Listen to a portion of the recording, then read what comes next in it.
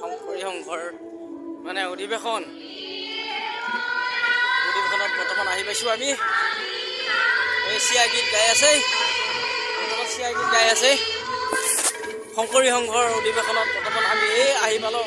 গাড়ী যাম, বহুত যাম।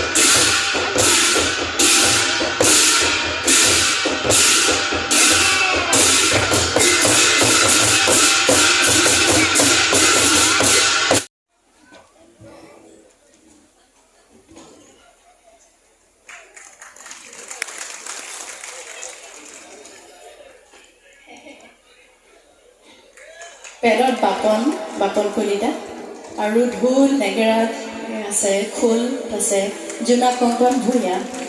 এতিয়া জোনাক মই আগলৈ মাতিব লাগিব। ঢোল নেগেৰাটো অলপ বেছি ভালকৈ বজায়, তাৰ কাৰণো আছে, মই ক'ম। জোনাক আগলৈ আহিব লাগে। আমাৰ জোনাৰ বয়স 27 বছৰ। ভাল চাকৰি এটা কৰি আছে। পইচা পাতি বৰ ভাল নহ'লেও বেয়াও নহয় কিন্তু। আৰু এই যে অকণমান আগতে নেগেৰা খুব ধুনীয়াকৈ বজোৱা দেখিছে। অলপ ধুনীয়াকৈ, বেছি ধুনীয়াকৈ বজোৱাৰ কাৰণ আছে। কাৰণ আমি অনুষ্ঠান কৰিবলৈ আহিলে সদায় মাকে আমি খুৰীদেউ বুলি মাতোঁ। খুৰীদেউৱে ফোন কৰি কয়, মোৰ ল'ৰাটোৱে চাকৰিও পালে তৰালি, এতিয়া নিজেতো একো কৰিব পৰা নাই, তুমিয়ে কইনা এজনী চাই দিয়াচোন। গতিকে মই অনুষ্ঠানত সেইকাৰণে জোনাক আগলৈকে মাতি এনেকৈ চিনাকি কৰি দিওঁ। যদি আজি এই শ্ৰী শ্ৰী গোবিন্দ মিশ্ৰ, এতিয়া আমি ঘৰে ঘৰে যাব আহিলোঁ। সকলোৱে আমাৰ মানে এই ঢোলকুচি দলটোৰ ছোৱালীখিনি যাব আহিল। এতিয়া আমি ঘৰলৈকে যাম। আমি যাম কলাইগাঁও, তেওঁলোক যাব ঘৰত। ঢোলকুচি কি আছিল গাঁওখনৰ নাম? ঢোলকুচি নহয়, জিলা বাক্সা জিলা। গতিকে এতিয়া আমি বাক্সা জিলাৰ পৰা আকৌ মানে আমি ঘৰলৈকে যাম।